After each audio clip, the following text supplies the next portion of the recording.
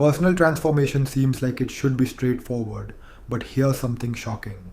88% of New Year's resolutions completely fail within just the first month.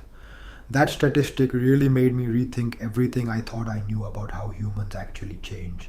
Well, that's a fascinating data point, and it really highlights why we need a more systematic approach to transformation, doesn't it? You know what's caught my attention lately? This framework that applies ancient alchemy concepts to modern personal development. That's exactly right. It takes this idea of transforming base metals into gold and breaks it down into concrete steps we can actually use. What's really interesting is how it aligns with what successful entrepreneurs do. They spend an average of 3.2 hours daily on deliberate visualization and planning.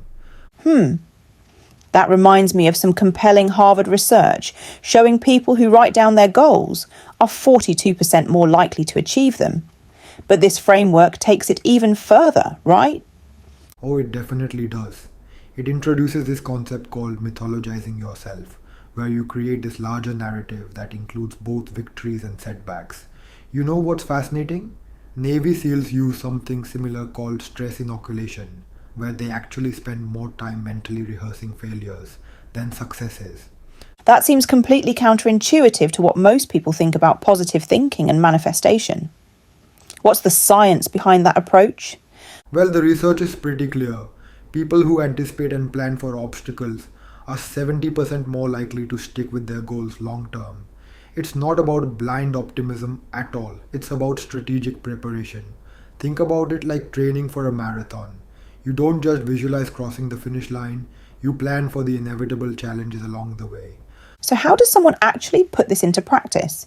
What does the day-to-day process look like? It starts with something surprisingly detailed.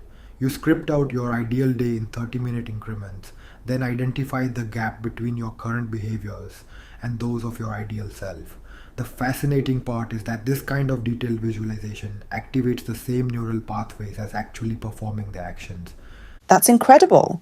So, we're literally rewiring our brains through this process? Exactly. It's called experience dependent neuroplasticity. When we consistently visualize and practice new behaviors, we create new neural pathways. But here's what's really mind blowing. Studies show that our personalities change more in any given decade than we predict they will in our entire lifetime. Well, that certainly challenges the common belief that we're stuck with who we are. And I imagine this framework helps make that change more intentional. Absolutely right. And when you combine deliberate identity change with specific goal setting, success rates increase by up to 95%. It's not just about working harder, it's about becoming the person who naturally achieves these goals. Think about how powerful that shift in perspective is. That really brings us back to the alchemy metaphor. It's about fundamental transformation, not just surface level change. You know what's fascinating about this whole process? It's how it connects to recent research on habit formation. Studies show it takes anywhere from 18 to 254 days to form a new habit, with an average of 66 days. That's why so many people give up too soon. They're expecting transformation to happen much faster. So, what you're saying is we need to approach this more like a scientist than a magician, with patience and systematic observation. Precisely. And here's another crucial factor: environment plays a massive role. Research shows our surroundings can account for up to 90% of our daily behaviors. That's why people often find it easier to change habits when they move to a new place or start a new job. That makes so much sense. So, part of personal transformation might actually be about transforming our environment first. Exactly. It's about creating what behavioral scientists call choice architecture.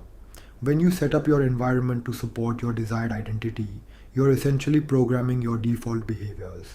Studies show people who make environmental changes in support of their goals are up to 3 times more likely to maintain their new behaviors long term. That really emphasizes how transformation isn't just an internal process. It's about aligning both our inner and outer worlds with who we want to become. And here's where it gets really interesting. This alignment creates what researchers call a positive feedback loop. Each small success reinforces your new identity, which makes the next success more likely. It's like compound interest for personal development. So, what would you say is the most crucial first step for someone wanting to start this transformation process? Well, based on all the research, it's about starting with that identity level question. Who do I need to become? Not what do I need to do, but who do I need to be? Everything else flows from that fundamental shift in perspective. And remember, transformation isn't a destination, it's a journey.